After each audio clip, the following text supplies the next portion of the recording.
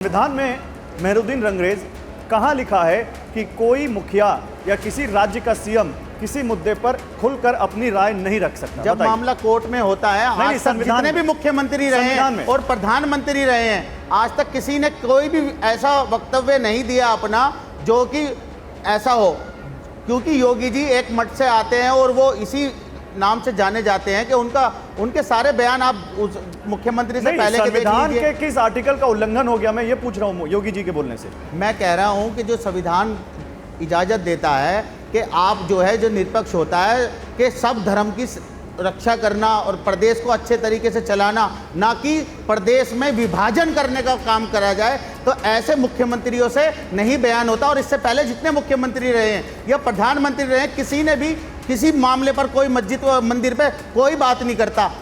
अगर मोदी जी करते तो हम मानते कि हाँ भाई कोई बात कर रहा है। मोदी जी ने जो है अयोध्या मंदिर की जो शिलान्यास किया, किसी ने क्या विरोध किया? नहीं किया किसी मुसलमान ने। अगर वहाँ पर भव्य मंदिर श्री राम जी का बन रहा है तो उसमें किसी मुसलमान को कोई दिक्कत नहीं है। मगर जब ये मामले जब आए, प्लेसेस ऑफ वर्शिप एक्ट जो है वो इन्हीं मामलों को लेकर आया था और वो बेसिक स्ट्रक्चर का हिस्सा है संविधान के, कि इसके बाद, अयोध्या के बाद किसी पर भी और कोई चर्चा नहीं होगी। जो 1947 से 15 अगस्त 1947 से जो जिस तरीके से है धार्मिक स्थल, चाहे वो सिखों के हों चाहे सब समाज के हों, वो वैसे ही रहेंगे। आपने बड़ी अच्छी बात की। आपने दो चीजें कही, एक आपने अयोध्या का जिक्र किया और दूसरा आपने प्लेसेस ऑफ वर्शिप एक्ट का जिक्र किया। ओम जी, मैं तुरंत आ रहा हूँ, तुरंत आ रहा हूँ। देवकीनंदन जी, मुस्लिम संप्रदाय, और ये नहीं रंगरेज नहीं तो बहुत सारे लोग ये कहते हैं, जो अभी जो हिंदू पक्ष है वो क्या कह रहा है? वो कह रहा है अयोध्या हो गया, काशी हो रहा है और मथुरा होगा। मथुरा जहां पर हम बैठे हैं 9 किलोमीटर यहीं से दूर वो श्री कृष्ण जन्मभूमि है, जिसका वो शाही ईदगाह मस्जिद से विवाद चल रहा है जी। और आप, क्योंकि हम मथुरा में ही बैठे हैं तो थोड़ा उसकी भी बात कर लेते हैं। साफ साफ कहा जाता है कि अयोध्या का मुद्दा तो ठीक था, वो 1991 का जो एक्ट आया उससे पहले का था, इसलिए उस पर लागू नहीं हुआ। लेकिन ये जो मथुरा का विवाद है, इस पर पूरी तरह से विवाद, वो एक्ट लागू होता है। फिर आप लोग ये विवाद की स्थिति पैदा क्यों कर रहे हैं उसमें?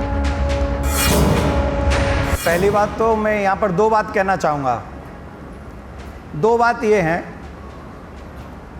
जो 91 से पहले राम जी की बात हम कर रहे हैं, क्या 91 से पहले कृष्ण जी मथुरा में नहीं हुए थे?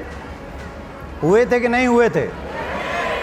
तो जो राम जी की बात है वो कृष्ण जी की बात तो फिर भी होगी, क्योंकि कृष्ण जी 91 के बाद पैदा नहीं हुए, जन्म नहीं हुआ। 1947 की डेडलाइन, 15 अगस्त 1947 को देश में जो धार्मिक स्थल जैसा था जी वैसा ही रहेगा, उसमें बदलाव नहीं किया जाएगा। 1832 से लेके 1965 तक कृष्ण जन्म भूमि पे 9 मुकदमे हुए।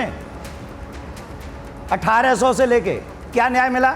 अभी भी यहाँ पर कृष्ण जन्म भूमि के अनेक 15 से ज़्यादा केस हैं कृष्ण जन्मभूमि पे। 91 वर्शिप एक्ट के अगेंस्ट भी हमने सुप्रीम कोर्ट में याचिका डाली, हमने डाली हुई है। इसलिए डाली हुई है कि कोई भी संवैधानिक कानून देश के नागरिकों के लिए होता है, जिसे नागरिकों का भला हो। कोई भी सरकार मनुष्य को, मानव को अपने अधिकार के लिए कोर्ट में जाने से नहीं रोक सकती, कहीं भी नहीं हो सकता। आप मुझे बताइए, क्या पाकिस्तान में भी ऐसा कानून है?